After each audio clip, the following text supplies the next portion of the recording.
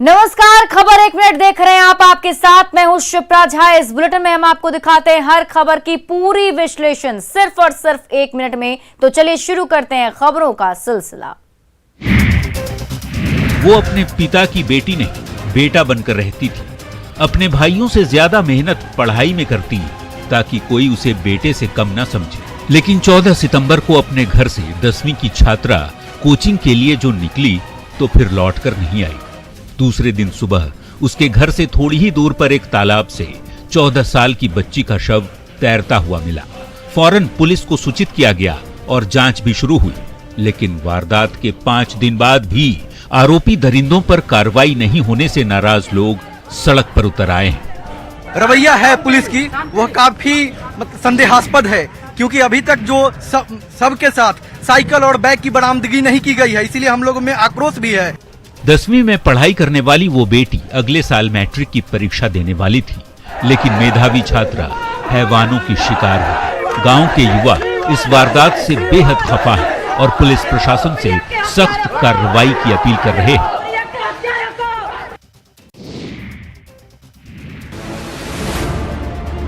साहेबगंज की महिला थानेदार रूपा तिर्की की मौत के मामले को लेकर सीबीआई की टीम ने अपनी जांच तेज कर दी है। सीबीआई की टीम जहां पिछले दिनों साहेबगंज में जांच को लेकर पहुंची थी, वहीं शनिवार को टीम ने रूपा तिर्की के रातू स्थित आवास में परिजनों से पूछताछ की।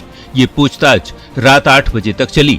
वहीं आज भी सीबीआई की टीम इस मामले में रूपा के परिजनों से पूछताछ करने वाली है। रूपा की छोटी बहन निर्मला ने बताया कि सीबीआई जांच पर उन्हें भरोसा है और उम्मीद है कि सच जल्द बाहर आएगा।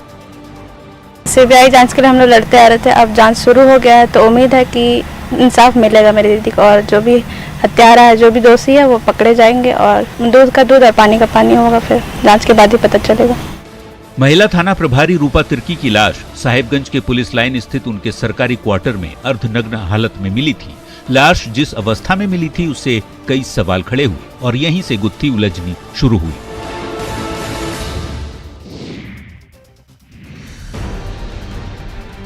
नीट सॉल्वर गैंग के खुलासे में लगी यूपी क्राइम ब्रांच और बिहार पुलिस की टीम लगातार एक्शन मोड में दिख रही है। यूपी क्राइम ब्रांच की एक टीम जहां वाराणसी में लगातार छापेमारी कर रही है, वहीं दूसरी टीम पटना में आर्थिक अपराध इकाई और पटना पुलिस के साथ गैंग के सदस्यों के खुलासे में लगी हुई है। यूपी क्राइम ब्रांच की टीम ने सॉल्वर गैंग के बिहार सरगना विकास महतो और फोटोशॉपर राजू को वाराणसी से गिरफ्तार कर लिया है। इनके पास से कई कागजात और दूसरी अन्य चीजें भी बरामद की गई है। विकास भारती खगड़िया और फोटोशॉपर राजू जहानाबाद का रहने वाला है। मास्टरमाइंड पीके की गिरफ्तारी के लिए पटना आई पुलिस टीम ने उसके दीघा थाना क्षेत्र में स्थित आवास पर भी छापेमारी की है, लेकिन फिलहाल वो गिरफ्त से बाहर है। मामले का खुलासा नीट की परीक्षा के दिन हुआ था, जब जूली BHU के फैकल्टी ऑफ डेंटल साइंसेज की 2019 की छात्रा, जो कि BDS सेकेंड ईयर में पढ़ती थी, दूसरे के बदले परीक्षा देते पकड़ी गई थी। मधुबनी में आपत्तिजनक हालत में पकड़े जाने पर ग्रामीणों ने प्रेमी जोड़े की पेड़ से बांधकर जमकर पिटाई कर दी। पिटाई के बाद ग्रामीणों ने दोनों को पुलिस के हवाले कर दिया। पिटाई का वीडियो भी वायरल कर दिया गया है। घटना जिले के हरलाखी थाना क्षेत्र के बरही गांव की है। बताया जा रहा है कि ग्रामीण सुरेंद्र ठाकुर का गांव की एक महिला के साथ प्रेम संबंध है। शनिवार की रात सुरेंद्र उस औरत से मिलने पहुंचे थे। दोनों को आपत्तिजनक हालत में ग्रामीणों ने पकड़ लिया। वहां से निकालकर दोनों को पेड़ से बांधा गया और फिर पिटाई शुरू कर दी गई। वहां पहुंचे हर आदमी ने उस पर हाथ साफ किया और मौजूद कुछ लोगों ने घटना का वीडियो भी बना लिया, जिसे वायरल कर दिया गया। वायरल वीडियो में एक बुजुर्ग ग्रामीण प्रेमी युगल की चप्पल से पिटाई करते भी नजर आ रहे हैं। ग्रामीणों का कहना है कि आपत्तिजनक हालत में पकड़े गए दोनों पूर्व से शादीशुदा हैं और दोनों के बाल बच्चे भी हैं। ये घिनौना कृत्य करने वाले दोनों ने समाज को दागदार करने का काम किया है, जिसकी सजा ग्रामीणों ने उसे दी है। हालांकि न्यूज़ 18 इस वीडियो की पुष्टि नहीं करता। तस्वीर बिहार के आरा सदर अस्पताल परिसर की है। हाथ में हथकड़ी के साथ हंगामा कर रहा ये युवक उद्वंत नगर के कसाब गांव का रहने वाला विक्रांत सिंह का बेटा राणा सिंह है। पुलिस की गश्ती टीम ने राणा सिंह को कचरे के ढेर से उठाया, जहां वो नशे की हालत में बेसुध पड़ा था और इलाज के लिए उसे सदर अस्पताल लाया गया। जहां पुलिस कर्मियों ने उसका इलाज कराया और फिर होश में आने के बाद जब राणा सिंह को पुलिस थाने ले जाने लगी तो देखिए किस कदर ये पुलिस कर्मियों से बदसलूकी करने लगे। काकी के सरेआम बेइज्जती हो रही है। वीडियो बनाने वाले लोग मजे ले रहे हैं। पीछे से हंसी की आवाज भी साफ साफ सुनाई पड़ रही है। पुलिस कर्मियों ने अपना फर्ज निभाया और बेहोश राणा सिंह को अस्पताल लेकर आए, उसका इलाज कराया और फिर शराब पीने के आरोप में उसे थाने ले जाने लगे तो राणा सिंह हंगामा करने लगा। औरंगाबाद के अंबा थाना स्थित एरका चेक पोस्ट पर पुलिस और उत्पाद विभाग ने संयुक्त कार्रवाई की। इसमें एक ट्रक और कार से विदेशी और देशी शराब की बड़ी खेप को पकड़ा गया। जब्त शराब की कीमत करीब 50 लाख रुपए बताई जा रही है। इस मामले में 4 तस्कर को गिरफ्तार भी किया गया है। बताया जा रहा है कि पंचायत चुनाव में शराब को खपाने की तैयारी की गई थी। औरंगाबाद जिले के अंबा थाना क्षेत्र के एरका चेक पोस्ट के पास गुप्त सूचना के आधार पर उत्पाद विभाग की टीम ने छापेमारी की। इस दौरान भारी मात्रा में एक ट्रक से विदेशी शराब, एक कार से देशी शराब बरामद कर 4 तस्करों को गिरफ्तार किया गया। उत्पाद विभाग के अधिकारी ने बताया कि विभागीय आदेश और उत्पाद विभाग के अधीक्षक के नेतृत्व में छापेमारी की गई। इसमें झारखंड से लाई जा रही ट्रक से 4000 लीटर विदेशी शराब और 213 मसालेदार देशी शराब बरामद किया गया।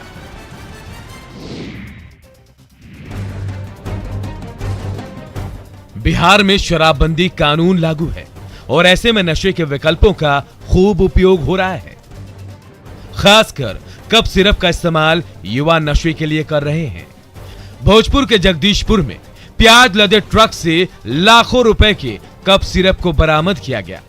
शनिवार को रूटीन चेकिंग के दौरान उत्पाद और मद्य निषेध विभाग के निरीक्षक ने ट्रक की जांच की तो प्याज के साथ फेंसिड्रिल सिरप पाया गया। पुलिस ने इस मामले में बनारस के मिराज मुसद के कलीपुर गांव निवासी मुन्ना गौतम के पुत्र संजय कुमार को गिरफ्तार किया है। 100 ml के एक पीस फेंसिड्रिल कप सिरप की कीमत 186 रुपए 60 पैसे है। इस प्रकार 7450 पीस कप सिरप की कीमत बाजार के मुताबिक 13,90,000 रुपए है।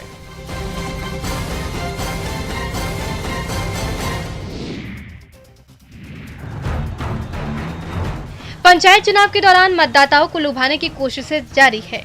औरंगाबाद में नामांकन के उपरांत समर्थकों को मछली भात और बूंदिया पूड़ी का भोज दिया गया, लेकिन प्रत्याशियों के प्रतिनिधियों को ये भोज महंगा पड़ गया। कई लोगों के खिलाफ औरंगाबाद के बारून थाने में आचार संहिता के उल्लंघन का मामला दर्ज किया गया है। दरअसल दावत का आयोजन एक सरकारी भवन में किया गया था। अभी मछली भात का लोग आनंद ले रहे थे, तभी किसी ने पुलिस को इसकी सूचना दे दी। वहां पुलिस पहुंच गई। मामला बारून प्रखंड के खैरा पंचायत की है, जहां मुखिया प्रत्याशी ने वोटरों को लुभाने के पार्टी का आयोजन किया था। सूचना पर पुलिस टीम मौके पर पहुंची तो सभी लोग भाग निकले, जिसके बाद पुलिस ने वहां से मछली के साथ कई बर्तन को जब्त कर लिया। वहीं एसडीपीओ ने बताया कि थानाध्यक्ष के बयान पर मुखिया प्रत्याशी समेत कई लोगों के खिलाफ थाने में प्राथमिकी दर्ज करा दी गई है।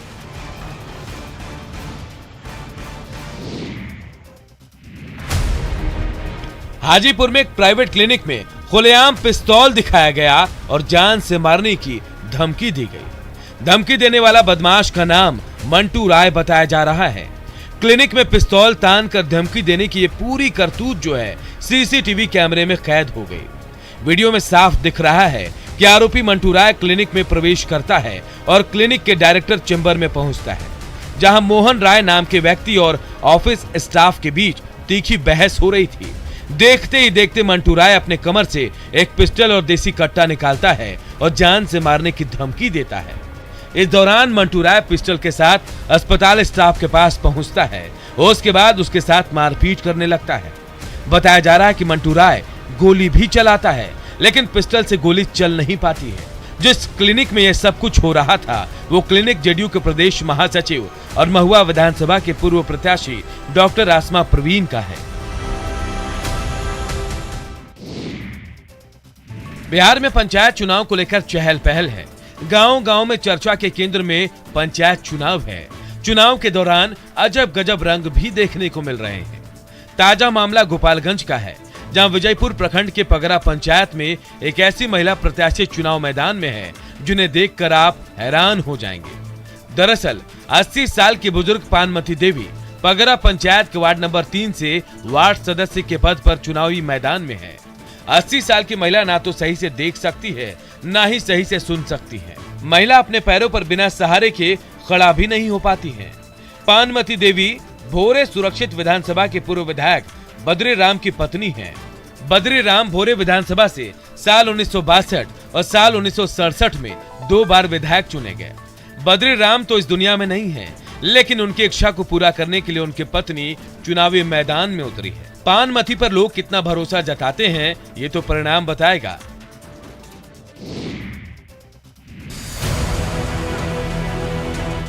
मुंगेर में बाढ़ का पानी उतर चुका है। गंगा से बाढ़ से लोगों को अब छुटकारा भी मिल गया है। ऐसे में दूसरे जगहों पर डेरा जमाए लोग अपने घर लौटने लगे हैं। गंगा के रास्ते अपने मवेशियों को लेकर जा रहे दर्जनों मवेशी सहित कई पशुपालक गंगा के बीच धार में फंस गए। इस दौरान वो पानी से निकलने के लिए घंटों मशक्कत करते रहे। पशुपालक न तो इस पार आ पा रहे थे, न ही उस पार जा पा रहे थे। हालांकि गनीमत ये रही कि गंगा में मोटर बोट से गश्ती कर रहे एनडीआरएफ और गोताखोरों की टीम उसी समय वहां मौजूद थी। टीम को देखकर गंगा के पानी में फंसे लोगों ने मदद की गुहार लगाई। इसके बाद गोताखोर और एसडीआरएफ की टीम धार के बीच पहुंच गई और सभी चरवाहों को मोटर बोट में बिठाकर सुरक्षित बाहर निकाला। तब जाकर पशुपालकों और पशुओं की जान बच पाई।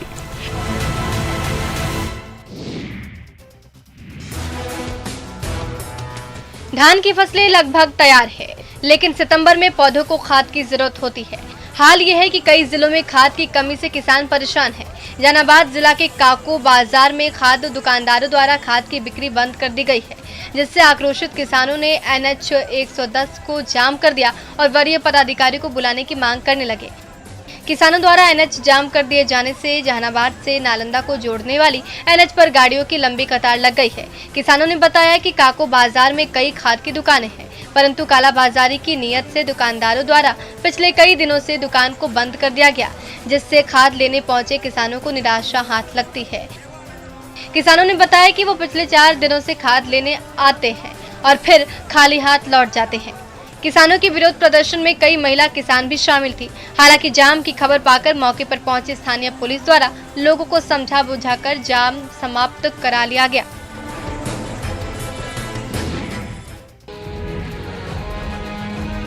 वादे हैं, वादों का क्या?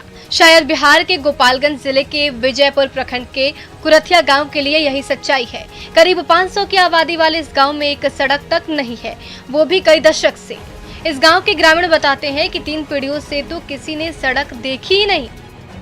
गांव के लोगों को खेतों की पगडंडियों से आने जाने की नियति बन गई है। कीचड़ और पानी पार कर लोग मरीजों को पैदल अस्पताल ले जाते हैं। ये गांव बिहार के वर्तमान और पिछली सभी सरकारों की पोल खोलता नजर आता है। स्थानीय लोगों ने बताया कि इस गांव के सड़क मार्ग से नहीं जुड़ने के कारण युवक युवतियों की शादी में भी दिक्कत आती है। सर, हमारे घर किसी का तबीयत खराब हो जाता है तो सर हमारे घर का मरीज घर पे ही मर जाता है। ज्यादा परेशानी बाढ़ और बरसात के दिनों में होती है, जब नदी उफान पर होती है। उन दिनों चारों ओर ये गांव पानी से घिर जाता है, लोग गांव में ही कैद हो जाते हैं।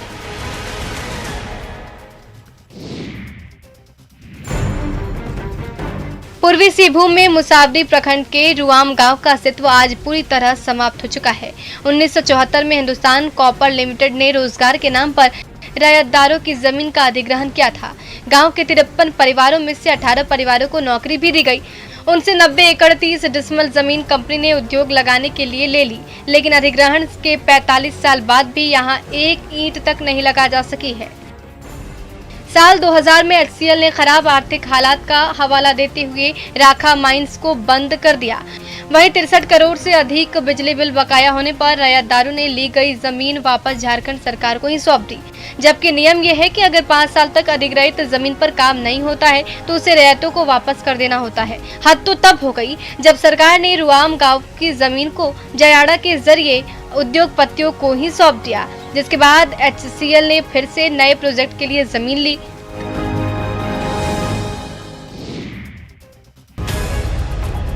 शुरुआती दौर से ही कुव्यवस्थाओं को लेकर चर्चा में रहने वाला चकबैरिया स्थित पाटलिपुत्र बस टर्मिनल की तस्वीर अब बदल गई है। पहले यहाँ सैकड़ों बसें बस टर्मिनल के बाहर सड़क पर खड़ी रहती थी, जिससे पटना गया रोड पर यात्रा करना लोगों को भारी पड़ रहा था।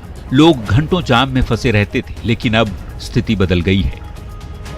पाटलिपुत्र बस टर्मिनल अब अपने जो कार्यकलाप है उसमें मूल रूप में आ गया है और अब यात्रियों को कोई परेशानी नहीं है। यात्रियों को अगर 0 माइल से आना हो तो वो ऑटो पकड़ के पाटलिपुत्र बस टर्मिनल पहुंच सकते हैं। मीठापुर बस स्टैंड से बेहतर और आधुनिक सुविधा ISBT में प्रदान की गई है, जो यात्रियों और बस मालिकों के लिए फायदेमंद मानी जा रही है। मीठापुर बस स्टैंड 8 एकड़ में था, जबकि ISBT 25 एकड़ में फैला है, जिसमें 10 एकड़ में भवन का निर्माण कर जरूरी सुविधाएं मुहैया कराई गई हैं। करीब 11 एकड़ में बसों की पार्किंग की व्यवस्था है।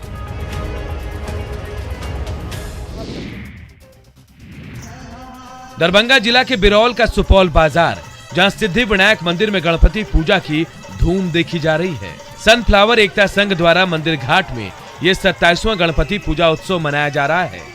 पूजा के 9वें दिन शनिवार की संध्या में महाआरती का आयोजन किया गया, जिसमें भक्तों की भारी भीड़ उमड़ पड़ी। महाआरती के लिए विशेष तौर पर बाहर से कलाकार बुलाए गए थे, जिन्होंने अपनी कला का अद्भुत प्रदर्शन किया। उनमें से एक कलाकार ने न सिर्फ अपनी एक उंगली पर आरती के थाल को खूब नचाया, बल्कि नचाते हुए आरती के थाल को हवा में उछालकर करतब भी दिखाया।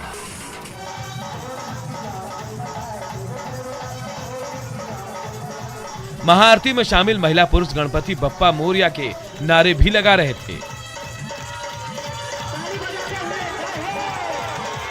पूजा समिति के लोगों ने बताया कि सिद्धिविनायक मंदिर से लोगों की खूब श्रद्धा जुड़ी है और मंदिर निर्माण के लिए लोगों का खूब सहयोग भी मिल रहा है। और फिलहाल इस बुलेटिन में अभी के लिए बस इतना ही, लेकिन न्यूज़ 18 बिहार झारखंड पर खबरों का सिलसिला लगातार जारी। सबसे मुश्किल है कि आने जाने के लिए सिर्फ नाव ही सहारा बचा है। गंडक के निचले इलाकों में लगातार पानी फैल रहा है।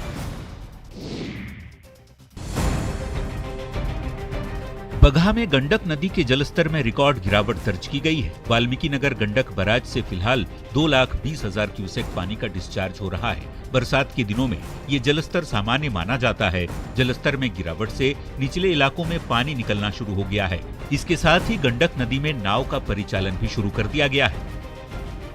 रात थोड़ा मिला है, पानी ज्यादा आया हुआ था, पानी से सब लोग तबाह थे। अब थोड़ा थोड़ा पानी घट रहा है, अब थोड़ा थोड़ा एथी हो रहा है। इसके पहले 2 दिन गंडक के साथ साथ सिकहरना नदी जमकर कहर बरपा रही थी। इलाके में हुई भारी बारिश के बाद सिकहरना नदी के जलस्तर में बढ़ोतरी ने नई मुसीबत खड़ी कर दी थी। लौरिया गोनौली मुख्य मार्ग पर बाढ़ का पानी आ गया था। बावजूद इसके लोग पानी के बहाव में जान जोखिम में डालकर आवाजाही कर रहे थे, जिससे खतरा बना हुआ था। हालांकि अब स्थिति सामान्य है।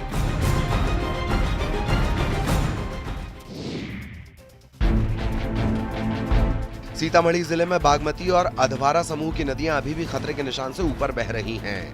नदियों के जल स्तर में अचानक आई वृद्धि का असर भी दिख रहा है। सीतामढ़ी के जिला मुख्यालय डुमरा के ग्रामीण इलाकों में पानी पहुंच चुका है। लखनदेई नदी का पानी किसानों के खेतों में पहुंच चुका है और सैकड़ों एकड़ में लगी धान की फसल को नुकसान पहुंचा रहा है। सबसे बड़ी बात है कि किसान 2 बार धान की बुआई कर चुके हैं, लेकिन बार बार पानी आने की वजह से फसलें डूबी जा रही हैं। सीतामढ़ी जिले में बागमती और अधवारा समूह की नदियां लगातार खतरे के निशान से ऊपर बह रही है और आपको जो तस्वीर हम दिखलाने की कोशिश कर रहे हैं यह सीतामढ़ी के जिला मुख्यालय डुमरा का नजारा है। आप तस्वीर देख सकते हैं किस तरीके से जो लखनदेई नदी है वह पूरे उफान पर है, क्योंकि यह तीसरी दफा है जब किसानों को बाढ़ के पानी ने परेशान करने का काम किया है और यही हालात रहा तो किसानों को अब अपनी मदद के लिए सरकार पर टकटकी लगानी होगी।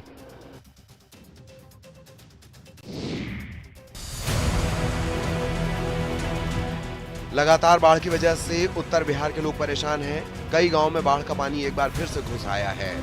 पूर्णिया के अमौर प्रखंड के खाड़ी महीन गांव के दर्जनों ग्रामीण इन दिनों कनकई नदी का रुख मोड़ने का अथक प्रयास कर रहे हैं। कुदाल से मिट्टी काटकर ग्रामीण नदी का मुंह मोड़ने की कोशिश में हैं। नदी का मुंह मुड़ जाने से नदी खाड़ी पुल के नीचे होकर गुजरेगी, जिससे कई गांव कनकई के कटाव से बच जाएंगे। ताराबाड़ी, नगराटोला और खाड़ी महीने के ग्रामीणों ने स्थानीय प्रशासन और जनप्रतिनिधियों से कई बार स्थायी समाधान की गुहार लगाई थी, लेकिन जब किसी ने गुहार नहीं सुनी तो ग्रामीण खुद श्रमदान कर गांव को कटाव से बचाने में जुटे हैं। सभी खुदाली लेके आए हैं इधर, इसलिए कि नदी पुल के नीचे आ जाए और हम लोग उधर खतरा से बच जाए।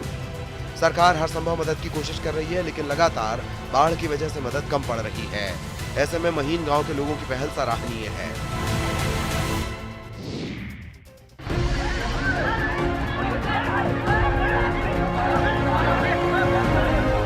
सिंघा के पंचायत भवन के बाहर ग्रामीणों की ये भीड़ जुटी थी। कोरोना से बचाव के लिए लोगों को वैक्सीन की खुराक लेनी थी, लेकिन उन्हें उम्मीदों का टीका तो नहीं मिला। हाँ, एएनएम ने चप्पल जरूर बरसाई। सोशल मीडिया में वायरल ये वीडियो है गोपालगंज का। पंचायत भवन को वैक्सीनेशन सेंटर बनाया गया था। जैसे ही ये बात फैली, आसपास के गांवों से ग्रामीणों का तांता लग गया। गेट से लेकर बाहर चबूतरे तक भीड़ जमा हो गई। पहले वैक्सीन लेने की होड़ में भगदड़ जैसे हालात हो गए। बस फिर क्या था, एएनएम ने आओ देखा न ताओ, पांव से चप्पल उतारी और ग्रामीणों पर दनादन बरसाने लगी।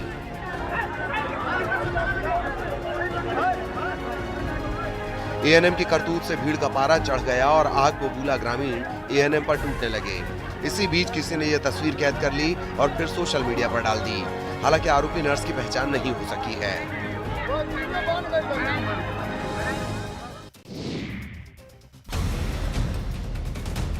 कोरोना से लड़ाई में वैक्सीनेशन अहम कड़ी है। केंद्र से लेकर राज्य तक की सरकारें टीकाकरण के लिए लोगों को जागरूक कर रही हैं, लेकिन कई राज्यों में टीके की कमी है, जिसकी वजह से लोग दूसरे राज्यों में हर रोक दफा।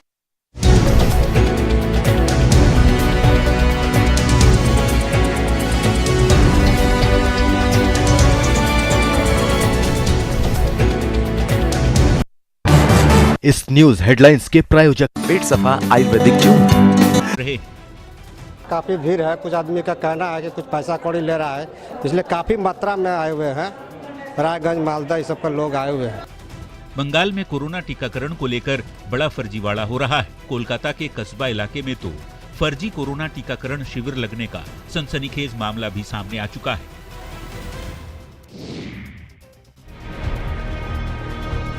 शिक्षा को लेकर क्या धर्म आड़े आती है? जवाब ना में होगा। लेकिन किशनगंज के लाइन उर्दू मध्य विद्यालय में ऐसा हुआ है। दरअसल स्कूल के प्रभारी प्रधानाचार्य अंजार अलीम को ड्यूटी में अनियमितता बरते जाने को लेकर जिला शिक्षा अधिकारी ने उन्हें निलंबित करते हुए शिक्षिका झरना बाला शाह को ज्वाइन करने का आदेश दिया।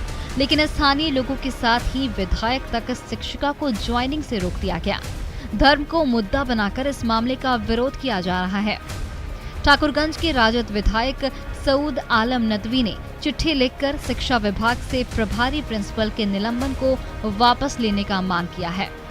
जबकि बीजेपी अल्पसंख्यक प्रकोष्ठ के प्रदेश उपाध्यक्ष ने भी प्रेस कॉन्फ्रेंस कर शिक्षा के नाम पर धर्म की सियासत करने वालों पर कार्रवाई की मांग की है। जिला शिक्षा अधिकारी ने विधायक के दबाव डाले जाने की बात को कबूल किया है, लेकिन मामले में उचित कार्रवाई की बात कही है।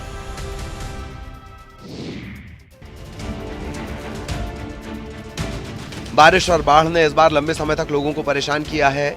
जिस वैशाली की धरती ने पूरी दुनिया को लोकतंत्र का पाठ पढ़ाया था, उससे जुड़ी अनमोल यादें आज बाढ़ के पानी में मिटने की कगार पर पहुंच गई हैं। ऐसे में इन धरोहरों की हिफाजत नहीं हुई तो आने वाली पीढ़ियों को शायद पता भी नहीं चलेगा। इन बौद्ध मंदिरों में कभी बुद्धम शरणम गच्छामि के बोल गूंजते थे। महात्मा बुद्ध के अनुयायियों का तांता लगा रहता था, लेकिन आज हर तरफ सैलाब का साया है। क्या मंदिर और क्या संग्रहालय, म्यांमार का मंदिर जलमग्न हो गया है तो ऐतिहासिक धरोहरें बाढ़ के पानी में तैर रही हैं। हर तरफ गंडक नदी की धारा बह रही है। वैशाली के इस इलाके में बौद्ध मंदिरों का पूरा संसार बसा हुआ है। बिहार सरकार 320 करोड़ रुपए खर्च करके बुद्ध सम्यक दर्शन संग्रहालय बनवा रही है, लेकिन अचानक गंडक नदी सबको डुबाने पर तुली हुई है।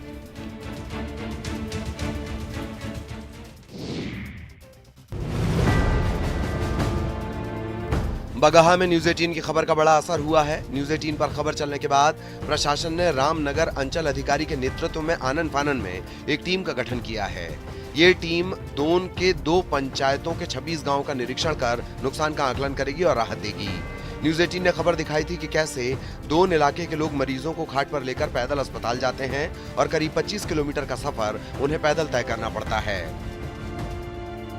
उस क्षेत्र में जो भी लोगों की कठिनाइयाँ है, जैसे किसी का घर कट गया है, आवासीय घर कटा है, पशु शेड कटा है, रास्ता कटा है, कलवर्ट पुल पुलिया कटा हुआ है, और नियमानुसार यथोचित कार्रवाई करते हुए उन लोगों को सारी सुविधाएं उपलब्ध कराएगी। पहले जंगल और फिर कई नदियों को पार कर लोग अपने परिजनों का इलाज कराने जाते हैं। पहाड़ी इलाके में सभी रास्ते टूट चुके हैं, गाँव में इलाज का कोई इंतजाम नहीं, मजबूरी में लोग जान जोखिम में डालकर सफर कर रहे हैं। अब स्थिति बदलने की उम्मीद है।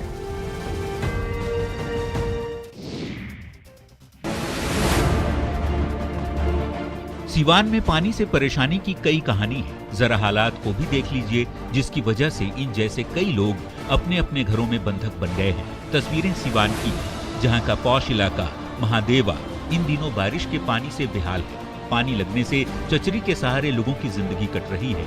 वे जरूरी कामों के लिए ही घर से निकल रहे हैं और जिनके पास चचरी के पुल का सहारा नहीं है, वे घुटनों तक पानी लांघकर अपनी राह तय करने को मजबूर है। जी, बारिश का पानी लगने से लोगों की जिंदगी नर्क बन चुकी है। उन्हें बीमारी का डर सता रहा है। अगर ये कहा जाए कि लोग जल कैदी बन गए हैं तो गलत नहीं होगा, वो भी तब जब ये मोहल्ला बीजेपी के पूर्व सांसद ओम प्रकाश यादव सहित कई वीआईपी लोगों का है। ये व्यथा कथा सिर्फ एक साल की नहीं, हर साल की है। हर साल बरसात इन लोगों के लिए मुसीबत लेकर आती है।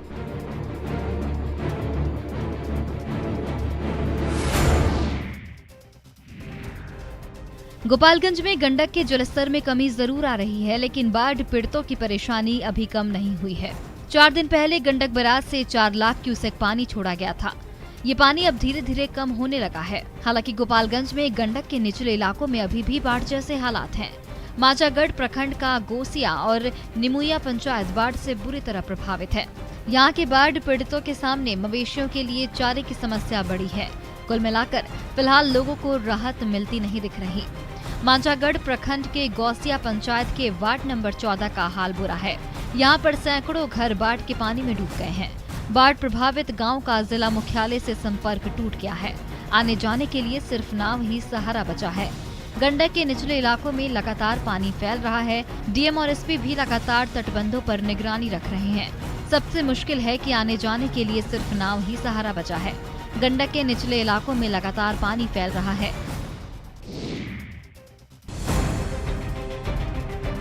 बगहा में गंडक नदी के जलस्तर में रिकॉर्ड गिरावट दर्ज की गई है। वाल्मीकि नगर गंडक बराज से फिलहाल 2,20,000 क्यूसेक पानी का डिस्चार्ज हो रहा है। बरसात के दिनों में बड़ा खुलासा, हत्या का साक्ष्य मिटाने के लिए किया गया था ब्लास्ट। मकान के किराएदार पर लगा आरोप।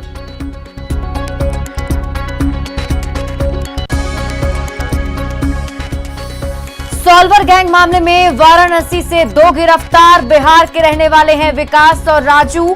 मास्टरमाइंड पीके का असली नाम आया सामने।